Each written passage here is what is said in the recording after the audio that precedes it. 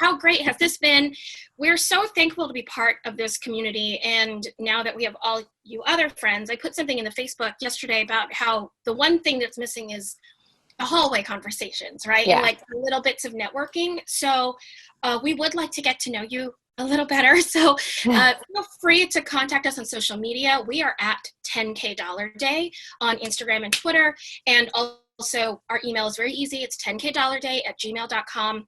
Tell us you were here at Outlier. We would love to get to know you. Tell us about your podcast. We want to know about it. And let's just keep that networking going on, because it's kind of that one element that isn't really here, right? So we're talking about bringing the studio to the stage, bringing your podcast to a live audience. I know that some of you are building the podcast, some of you have been going for a while, we're all in different stages, but this might be something that you want to do at some point, or you might get invited to speak at a podcast conference or something like that, where this might come in handy, or maybe you're already starting to do that. So just to give you a little background on why the transition was a little easier for Alison and me to do that, we both come from theater. So a little bit of that barrier to entry was already handled because we had a lot of experience being on stage, talking to people, and more importantly, being ourselves on stage because we do a lot of cabaret work. And so definitely we came at an advantage, but we definitely also believe that anybody can do it. Alison and I met doing theater. We were Maureen and Joanne in a production of Rent, and then we kept doing more and more shows. Our podcast has been going on since January 2018, and we did our first live show actually really early. I think we did it in March or April maybe of 2018. Again, we did it really quickly because we were comfortable with it. That may not be your story. That's totally okay. But we've realized that coming from theater has really helped us a lot in podcasting in general, but specifically in transitioning to a live audience. And we want to see more podcasters be more confident when they are presenting live, because there's so much great content out there. All of you have really wonderful viewpoints and just different things to tell us. We want to make sure that you can say that to a live audience and feel confident about that. Yeah, and so that's why we created this talk, the From Studio to the Stage, because we wanted to find people that were looking to take your show from behind the mic to in front of an audience, or if you were looking to reformat your show so that it doesn't just work in people's ears, but it also works before their eyes.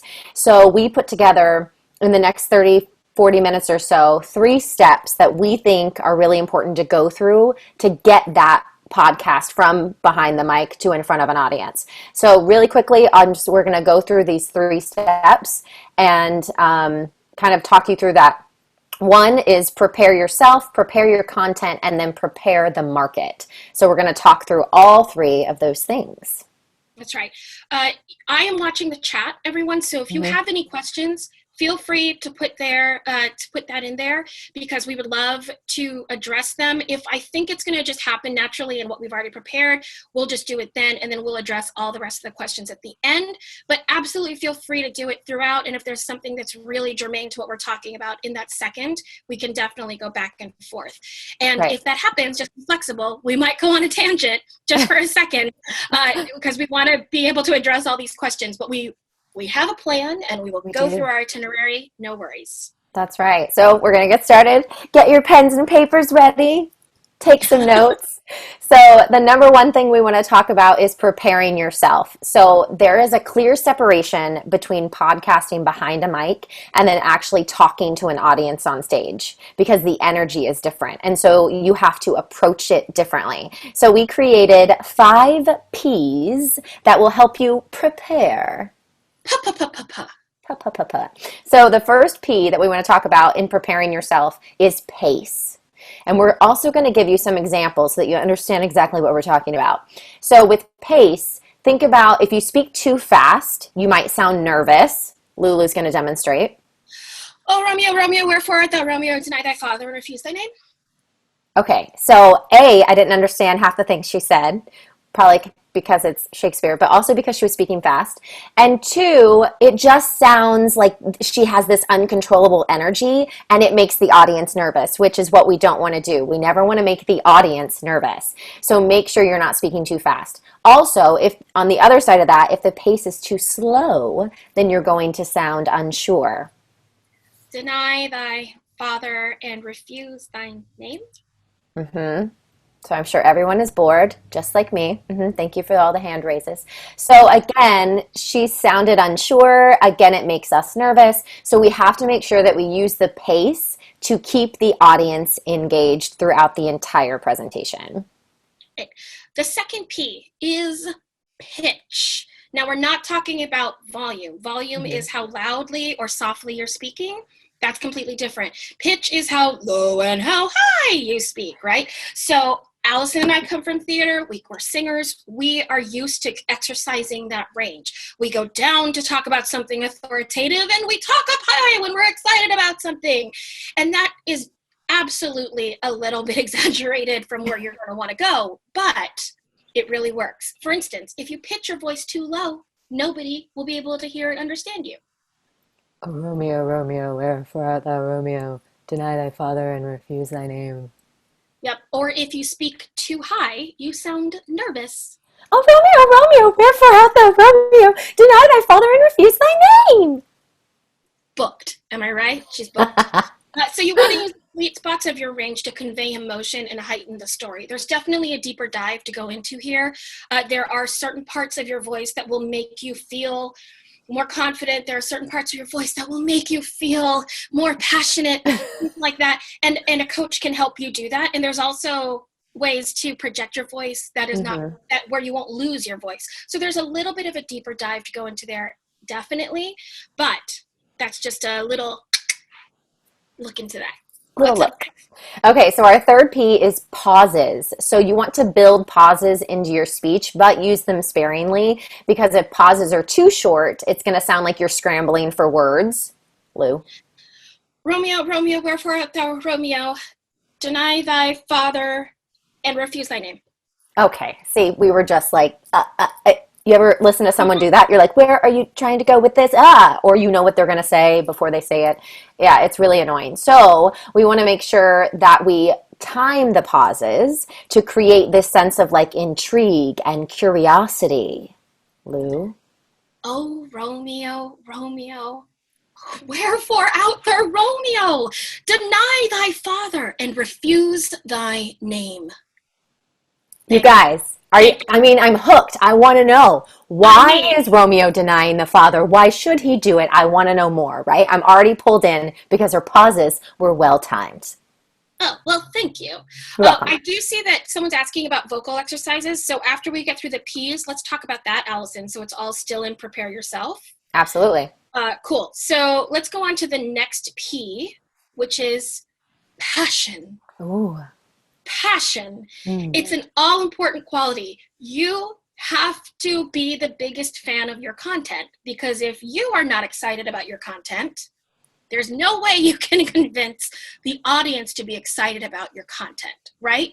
So if you love your topic, they will love it as well. If you don't love your topic, it sounds like this. Romeo, Romeo, wherefore art thou, Romeo? Deny thy father and refuse thy name. Yep. And that's why all of you hated Shakespeare in high school. So if you really love your topic, it comes through. Okay, those are 4 really simple ones, but here's the 5th P, and then we are going to go back and talk a little bit more about that physical preparation because people are asking. Yeah. So Allison, that 5th P? Yeah, the 5th P is practice. And so when you practice, you want to actually think about your physicality when you rehearse. So Lulu and I have done multiple live shows, and some of them we've done sitting down and some of them we've done standing up. We find that it is much more effective to stand when you are doing a live show. Now, obviously now we're in Zoom. It would be weird to just be like standing in my house.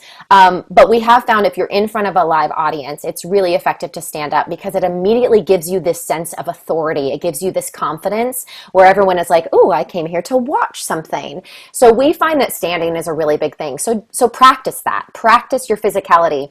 Think about your resting pose. Are you a person that automatically goes like this when you're kind of just hanging out, and that's not the pose we want to be in? Think about, are you comfortable with your hands just by your side, or do you want to put them in your pockets? Do you like to hold your hands in front of you? This is a pose that I really like to go to. So think about all of those little things that make up what people are looking at.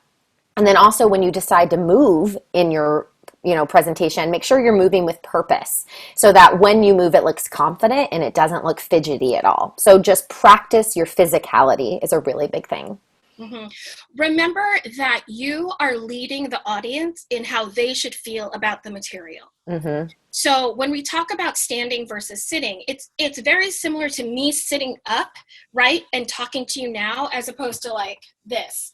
If I'm too casual about it, why should you pay attention? Right. You're the one leading the audience in how to feel about this. This is not anything we have to think about in normal podcasting. In normal podcasting, I've done it lying in bed, right? Okay, so this is not the time. You have to kind of lead that in the audience.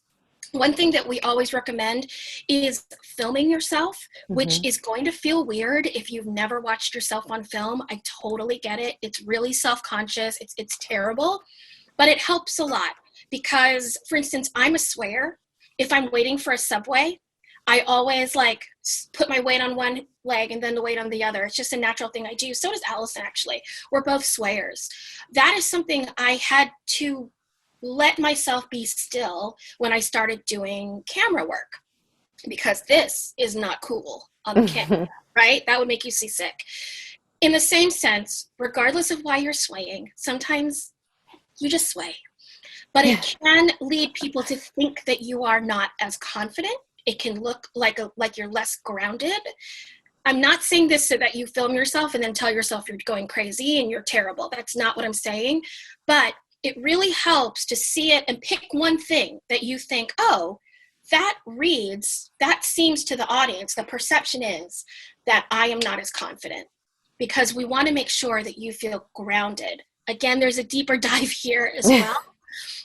With the techniques of grounding yourself as actors, Alison and I have a lot of methods of breathing. Some actors do meditation right before. Some of us have like this crazy ritual that we do right before we go on stage. Whatever it is, it's very rare that someone can go from having a conversation directly to on stage in the correct focused mind. It does happen. And if you're one of those people, that's incredible. You are the most efficient time person ever. I am not that person. So I need to make sure that the first 5 to 10 minutes before I perform, before I talk, are mine and mine alone. I have my mindset thing. I'm going over my notes. I'm doing my thing, and then I'm going out. And we talk about practice because thinking through it is not the same as practicing it, right? Me going, oh, I do sway. I should remember not to sway. Is not the same as practicing my presentation and making sure I don't sway. It's just different. And one of the things that we want to help you do is reduce the variables in a live presentation, because there are variables you cannot control. Your preparation is a variable you can control. Right. So we want to make sure that you are controlling it as much as possible. Yes, Lou. Okay. Yeah. You also talking to the camera. Oh, yes. You also want to make eye contact with the camera. So you want to make sure that you're talking to the camera when you film yourself, the self-edit, like it's the human, like it's the audience. So make sure you're making that eye contact. And don't be afraid of eye contact. Even when there's a full audience, look around, look people in the eyes. It shows, again, that just that next level of confidence. In addition to that, you always want to think when you practice that it's conversational instead of presentational. And this is a fine line, because a lot of you do have presentational material that you're presenting. But think about when you have conversations with a friend over coffee or drinks, and if you're talking about a passion that you have, immediately they're on board because they can feel that energy. They can feel your candidness, your realness. And then all of a sudden, if you get in front of an audience, you become this robot and you're just speaking words and presenting facts. And that's what we don't want to do. We want to make sure that it's like a conversation between friends instead of this robotic experience where you're just presenting a bunch of material. So we say think conversation versus presentation. Some of you may have topics of your podcast that you think, no, my topic is presentational. It might be a history based or a technology based or an information news based. And so you might think, no, I am a presentational podcast. And I totally get that. But when you're in the room presenting live, you're presenting to people who are keyed into that subject, right? They are your like geeky peers, right? So they are your friends. And a lot of people will say in public speaking training we've all heard it, right? Imagine the audience is naked. That's a terrible idea. That is more distracting for you than for anyone. Don't ever do that. And especially not if I'm in the audience, please. Or you hear, look, like some people will tell you to look right above their head. Mm-hmm. That looks like you're looking right above their head. So if you just remember that everyone in the audience wants to be there and wants to hear what you have to say, and you come at it as them being your friend. I know it sounds crazy, guys. I know that sounds super positive and Pollyanna and whatever, but if you come at it honestly from that perspective, it really does change your comfort level in looking someone in the eye. And once you start looking people in the eye, they will start to look you in the eye as well. And that engagement is golden. Alison, do you want to talk really quickly about vocal exercises? Because you're so good about that. And So when it comes to vocal exercises, especially with public speaking, I approach it, I'm a vocal coach, a singing coach as well, so I approach it very similarly because it's all built the same. Singing is just speaking on pitch. That's why I always say that everyone can sing if you have the right training. So with that, think about the different parts of your voice. We have three parts of our voice. We have our chest voice, we have our mask, and then we have our head voice. Most people speak within their chest or their mask voice. So that's one thing we want to key in first is like, where does my voice resonate and where is it the most strong? Where is that center pitch coming from? Now, again, this is a deep dive. You could, if you're someone who is like, I hate my speaking voice and you want to do some improvement on that, there's a lot of things that we'd have to kind of go into to find that perfect pitch for you. But if you're just looking to warm up your voice so that you can talk for 60 minutes and not feel fatigued and not feel like once you're done, you're like, oh my gosh, I can't do this anymore, then warming up is the best possible thing. You always want to start with deep breathing. You want to get your diaphragm engaged. Singing, when you're speaking or singing, a lot of people do it incorrectly. They breathe from their chest. And that's what I call anxiety breathing. You know, when you're really upset and you're like, and it becomes that's not what we want to do. Our breath wants to come from our belly and from our core. I relate it to yoga breathing. It's really deep. It's deep breathing. It feels like this giant like balloon is kind of expanding below you. So do some breathing exercises. I like to tell a lot of my clients to use a straw because when you can control the amount of air that's coming in and out of your mouth, it actually focuses those muscles and you use them more effectively. So if you use a small straw, you can actually breathe in for 4, breathe out for 4, breathe in for 6, breathe out for 6, breathe in for 8, and try to go up to like 12 or 14. Then after that, actually hum into the straw. Hum your favorite song or Twinkle, Twinkle, Little Star, whatever you want. Just kind of getting the sound to start moving. After that, I would move into different parts of the range. So I would start really low and start maybe some humming and then move up, hum in the mask, hum in the head voice, and then do tongue twisters.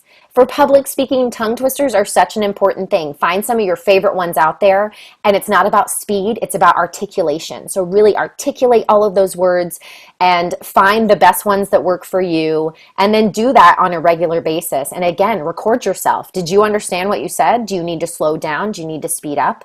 And, you know, I have a voice company as well, Lulu and I, it's another side business of ours that we teach voice and we teach acting, and there's warm-ups that you can grab from us as well. So you can absolutely, we just put it into the, are you Joe Test? Who's Joe Test today? I didn't put that in. Someone else put that in. Thank you. Oh, well, thanks. Oh, Andrea. Our friend Andrea just put our coaching business site in the chat room. So there's a lot of things you can pull from, but those are just a few quick ideas for vocal warm-ups.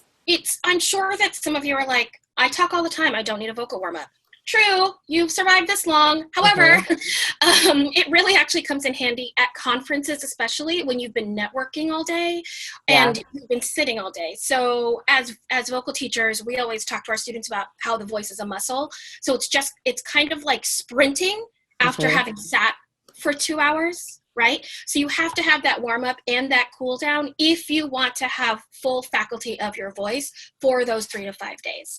Right. Another really great tip is to be hydrated. Someone else was saying that today while they were recording about the lip smacking, another presenter, can't quite remember who it was, but it was really great advice. Being hydrated is like key to not losing your voice.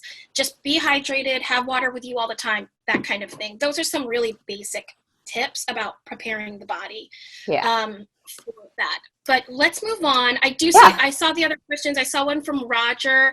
Roger, we're gonna hit the how to get your podcast out there in section 3. So we will hit that in a second. Yeah. Actually, in a little bit. Okay. Yeah. So that, just to recap. Yeah. Do you want to recap the 5 Ps? No, you recap them. Okay, I'll read. I do. I like alliteration. So again, that first step is prepare yourself. So to recap, that's pace, pitch, pauses, passion, and practice. And so now we're going to move on to step 2. Number 2 is preparing your content. We just talked about preparing your body, preparing your instrument, which is how we call it in an actor way, because we're like that. But now we're talking about preparing your content. And Alison said that we had to have 5 Ps for the beginning. And so this mnemonic device, because she loves them, are the 4 illities. You're welcome. Okay, go ahead. So the first thing you need to prepare your content is quality. Okay. So we said before, holding the attention of a live audience is completely different from just releasing your podcast into the world and letting people listen. Because I guarantee you that 99.9% of people are multitasking while they listen to your podcast. So they are doing the dishes, they are driving a car, they are household chores, whatever. They're working out. So when you're in front of a live audience, all the attention is on you and your content. So you have to make sure that the content is quality versus quantity. You can't just ramble. You can't just come up with whatever you want, right? And that means in your podcast, you might have to take out things for the live show. So make that okay. If you have to take out certain segments because they don't work live, that's okay. Or maybe you have to add things in. Maybe you have to add an inspiring story or something that means something to you, that stirs up some passion, that's relatable. So just make sure that you're always focusing on the quality of the live show versus maybe the quantity that you've been dealing with in your real podcast. Yeah. Live shows are not as forgivable as podcasts for not getting to the subject matter. Right? So podcasts, like for our podcast, we have 5 main elements. We kind of talked through this on Wednesday night. We have obsessions, wish lists, and then our imaginary travel stuff, which is the meat of our main podcast, a charity feature, and then the happy. We cut the first 2 segments about 95% of the time if we're going live, because it just takes a little too much time to like get revving. And we know that. And we know that in the podcast, it completely works. And we know that in the live show, it doesn't. Some of that is trial and error, and some of that is just guesswork because we can feel the energy and how it comes together. But you have to be okay with treating your live show differently than you treat your podcast. Yes, it still has the soul of your podcast. Yes, it's still you. It's for the same audience. But there is a little bit of transition work that does have to happen format-wise to make it engaging as possible. Right. And then our next illity is flexibility. There you go. Yep. So every show is different. When I was talking before about the variables that you can and you cannot control, right? All that stuff about preparing your body, you get to control that. Everything about what happens on the day, maybe not. There's a lot of things that can happen, and you've all seen it happen, right? You've seen the PowerPoint not work. You've seen the microphone not work. You've seen the schedule being printed wrong and people come to the wrong place, or whatever it is. Also, certain conferences want you to speak for 20 minutes. Some speak for 40 minutes. Alison and I once got booked to speak for 8 minutes. 8 minutes, guys. 8. Yes. Impossible. That's like we did it.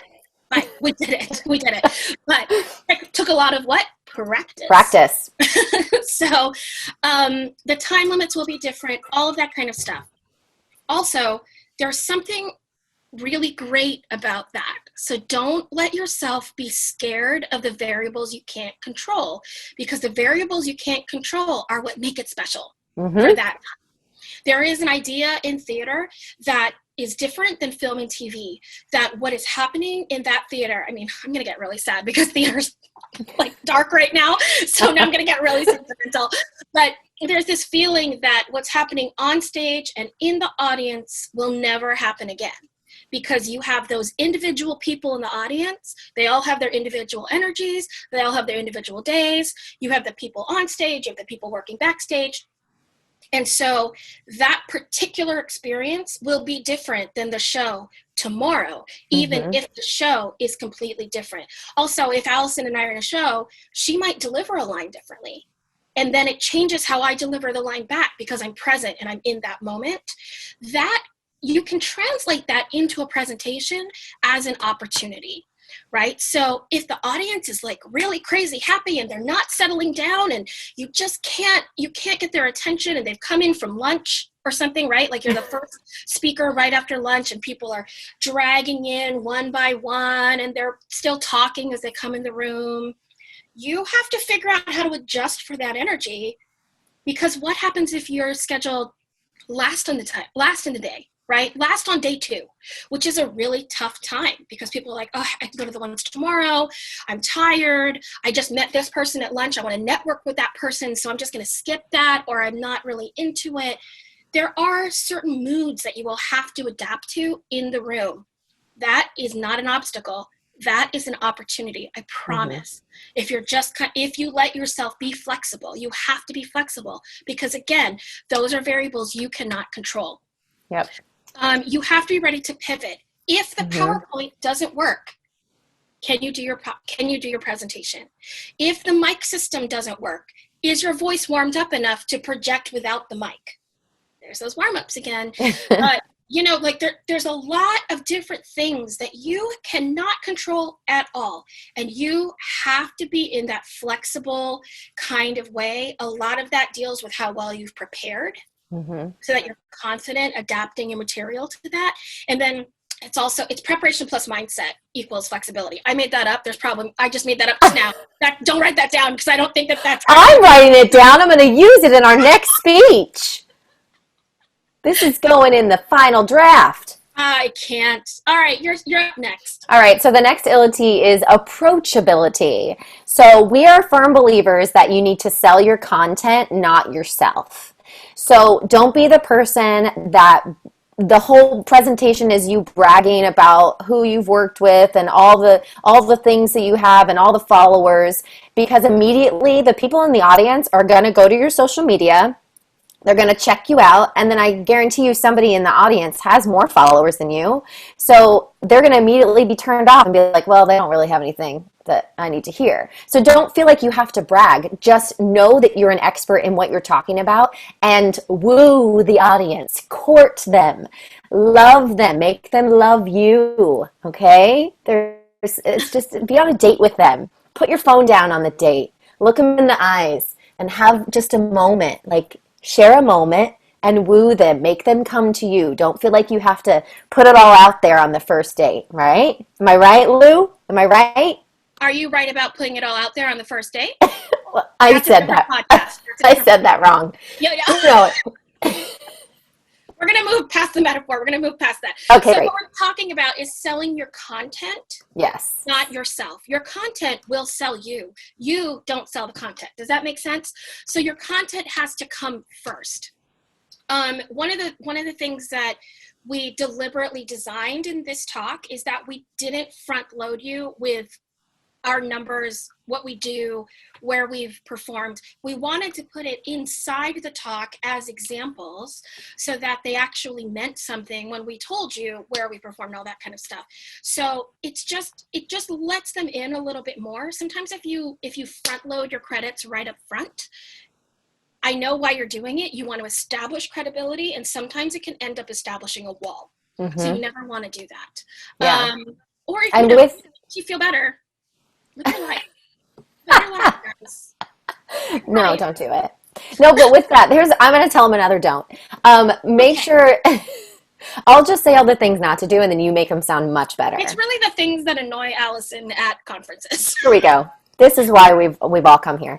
No, I just think it's a good point is that if you do create PowerPoints, which I actually love, I love a PowerPoint presentation, just make sure that you're highlighting these bullet points and that you don't put a PowerPoint presentation up and just stand there and read it, because you're not connecting with the audience. Again, you're not approachable. If you put the slide up and then you read the whole slide, and then you do the next slide and you read the whole slide, don't read the slides to them. Make sure that they're taking notes on what is important to them. Put the slide up and then see the bullet point. Let that trigger whatever it needs to trigger, and then speak from your heart. Make yourself approachable. Make sure that it's an authentic version of you so that they will listen. They're going to want more, and just be natural, be yourself, and you don't have to be perfect. So if you put that slide up and then you get nervous and don't know where you are, then just tell them that. Be like, I've completely lost my place. Let me just look, just be normal. Just be, candid. People love that. They want to relate to you. So don't be afraid of that. Yeah, it's true. When we're talking about the PowerPoints too, if you put too much text on it, there are fast readers in the crowd and they will get ahead of you. Mm-hmm. And if they get ahead of you and all you're doing is reading the slide, they will assume that you're not adding anything to it. You're just reading the text, and it's a chance to tune out until the next slide comes. Yep. And if you think about some of the sessions that you've seen today, I know that when I watched Harry Durant's session, there was so much information, right? Like we were watching those slides go by like hotcakes, and I was like, I'm gonna have to email this guy and ask him to explain it. And then I was like, wait, that's brilliant. That's what I would want. I would want people to email me after my talk and explain it a little more. So don't be scared of giving too much information, in a cohesive way, because it would be great to have someone reach out and say, I need more information on that. Yep. That's a connection. That's a connection. That's an engagement. That is someone that is now in a conversation with you. That's not a bad thing. So I hope you're taking notes. Okay. Okay. The last illity. The last illity is a made up word. It is rehearsability. Yeah. It is. Okay. So we talked about practice in the 5 Ps. That is specifically for practice and preparing your body, your instrument. This is about rehearsing your content specifically. Do you have a beginning, middle, and end to your content, right? Is it a cohesive, like 30 minutes, 45 minutes, whatever it is? Time it. If you have a time limit, you have to run it and time it. Allison and I, you may not be able to tell, but we did run this presentation twice before we came live out here on Outlier to do it. So one of the great tools that you can do is to ask a friend who's going to give you honest feedback. Can I do this in front of you? Mm-hmm. I remember my dad doing this when I was a kid, and he would have like presentations at work to do, and he would like do them in the mirror, and then we would sit down, we'd watch him and listen to an engineering thing. I don't know. So do it in front of a friend, because there's something that you cannot replicate in your own rehearsals unless you have someone there, and that is audience response in real time. And audience response in real time is golden. Gold. It's awesome. When you hit a punchline and an audience laughs, or you tell a story and they go like that, or just like a titter, whatever it is, it's great. And I want you to be in the right frame of mind to gather that as information while you are presenting and go, oh, should we dig into that a little more? Or, oh, let's reflect off that a little more, as opposed to being thrown off by it. And if you've never had someone vocalizing response while you're talking before, it can throw you off. Mm-hmm. So it's really useful to have that experience. Yep, absolutely. All right, so we're already on to our step 3. So we started with preparing yourself, then we prepared the content. So now it's time to prepare the market for your show. This is going to get into some of what you were asking about. So yeah, so we broke this down into the ABCs. There's a mnemonic device again. Okay, so the A in preparing the market is to apply. So think of what you offer. You're going to build some sort of video reel, some sort of press kit, and you're just going to start applying. And when you do start applying, what I don't want you to do is look at all of these and get overwhelmed and be like, oh, but there's two of them together, and then there's one over here, and then there's one in this month that I have a wedding, and then this one. Like, don't get too caught up in that. Just start applying and see what kind of bites you get. If something conflicts, you can always cross that bridge. You can always contact, you can always reach out and be like, oh, you know what, I've already booked something, or I have this wedding, whatever. You can, and maybe you can reschedule for a later time, but just start throwing, the line out there and see what you get. For an example, we're a comedy podcast, so we started submitting our live show to podcast conferences like Outlier, but also to comedy festivals. In addition to that, in our show, we talk about imaginary luxury travel. So what we started to do was submit to tourism and travel conferences because we do the real research. We just don't actually go there because we can't afford to. So that's another place that we could kind of throw our line out there. We're also two diverse women, so we also apply to women's conferences.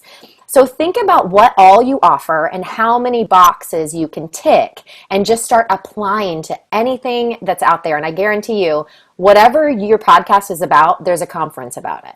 Guaranteed. There's conferences about things you wouldn't even believe. So look those places up, see what you can offer them, and just start applying. Yeah. And a lot of these applications, this is something that I learned as an actor when you're auditioning for theaters. These are long game situations, right? Mm-hmm. So a lot of them, you may not get in that first year, but they've heard about you. They've looked you up. They have maybe even listened to a little bit. They've seen your reel, which we'll get to in just a second. And then the next time you apply, you're a little more familiar to them, or they've followed your growth. Maybe they've become a listener. Who knows, mm-hmm. right? So that long-term relationship is really important. And that is definitely a skill that I brought right over from theater, coming over to podcasting. Now, full disclosure, a lot of conferences and festivals do require an application fee. Fringe mm-hmm. festivals definitely do. A lot of the major, like the really large conferences will include a non-refundable application fee. So you want to go ahead and like measure that against what your risk and reward is. You also, might think, oh, well, if the airfare is over $250, I definitely can't go.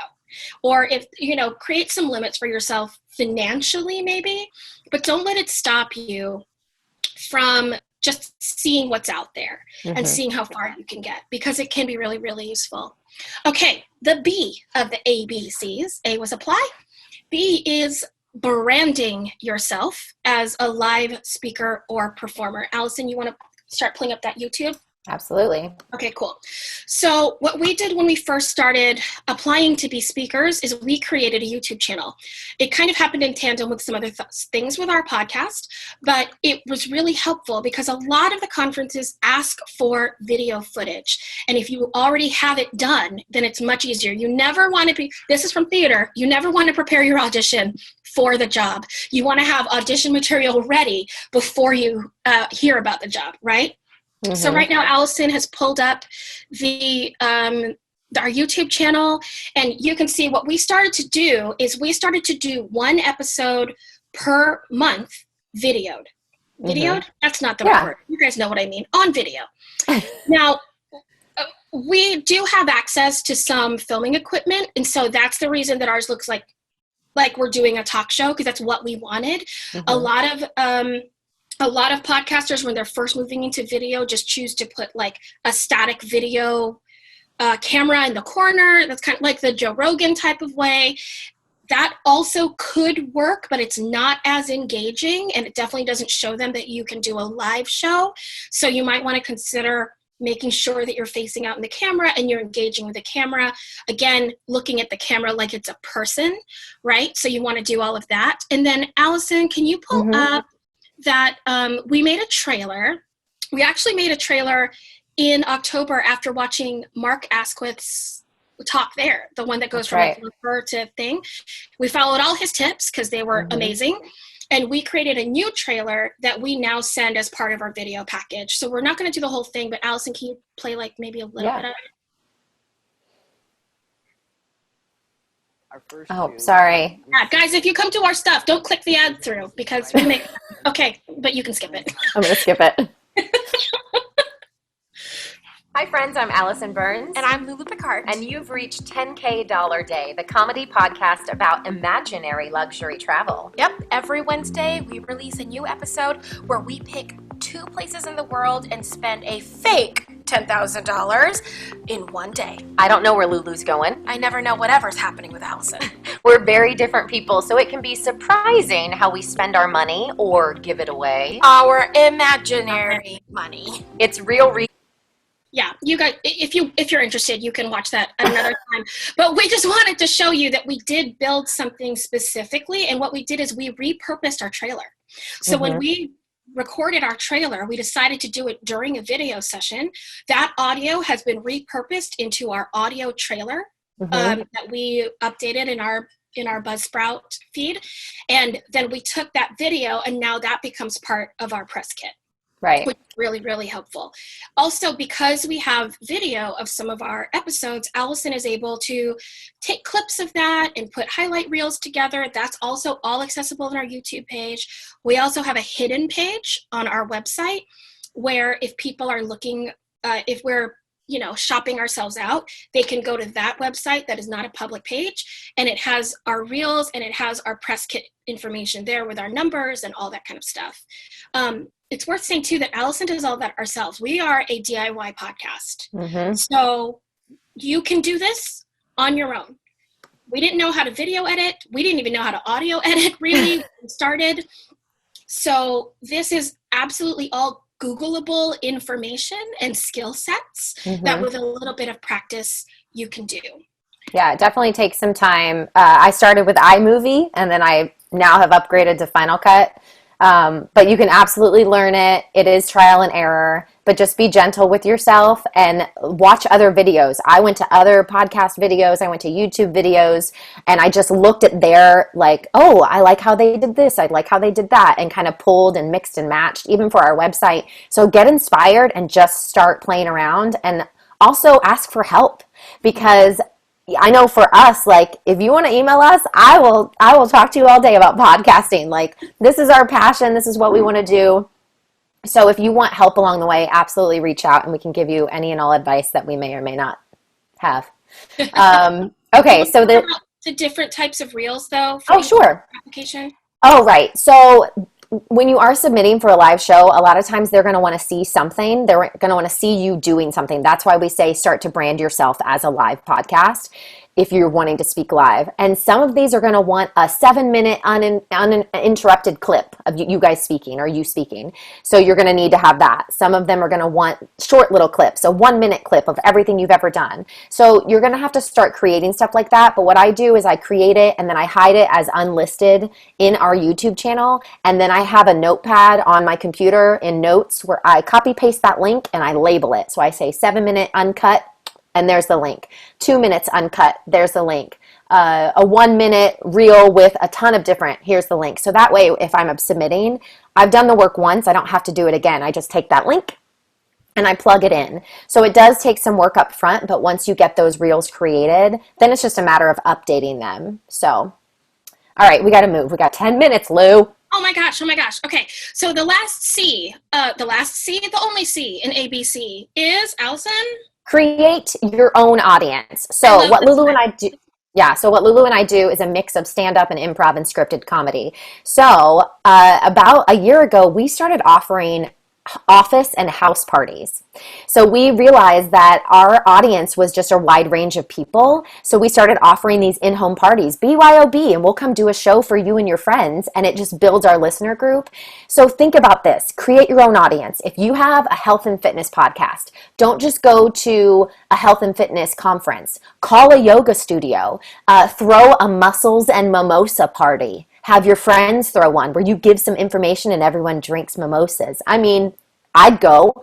I mean, if you have a money podcast, contact small businesses, contact colleges, see if you can do your podcast live. Then you're getting that response from real people. And then you could throw a money and mimosa party. Everybody would come. So all make the sure. mimosa parties. That's all Alison wants to do. She wants to do a Mandalorian and mimosa party. Yes. Marshmallow and mimosa party. Marshmallows. A M. Moomin Shantz And mimosa party. That was a real deep cut, guys. Yeah, you've absolutely lost me. No idea what that It's is. all right. It's okay.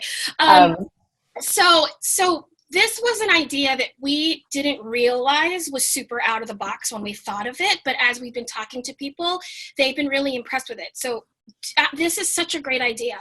We ask our listeners, hey, we ask them directly in the podcast, we need help getting our content out to more people. Would you be willing to throw a party? We'll come in, we'll do this. It's completely free. We'll do blah, blah, blah, blah, blah, blah, blah.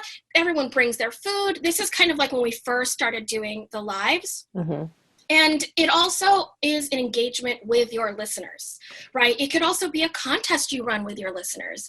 It could be anything, but it is further engagement and gives you a little bit of experience being in front of people in a relatively intimate, but not scary, all supportive kind of way. Right. Yeah.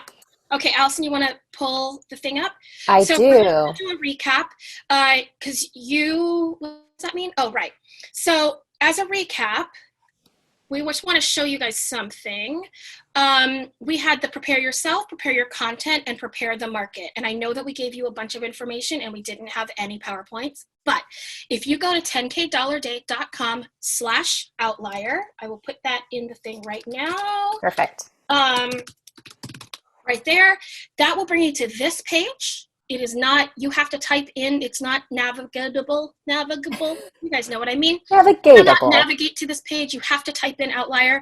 And then if you click on download PDF, there it is. This is everything that we've kind of talked about. You've got the 5 Ps. You can go down to the second section to prepare your content, right? And then the prepare the market ideas. If you have any more questions, feel free to email us. The email address is on the website, or you can find us on social media or in the Outlier group, however. So let me just make sure these chats. Yeah, answer some questions in the last 2 minutes. Sorry, Ever, we went long. What's the biggest piece of advice you've received till date? And what is one thing you wish you would have done earlier? I wish we had known how to record audio. Yes, I 100% agree with that. Yeah, I wish that our audio would have been on point. Really taken a dive into audio before we started our podcast. What's the biggest piece of advice? Oh, advice?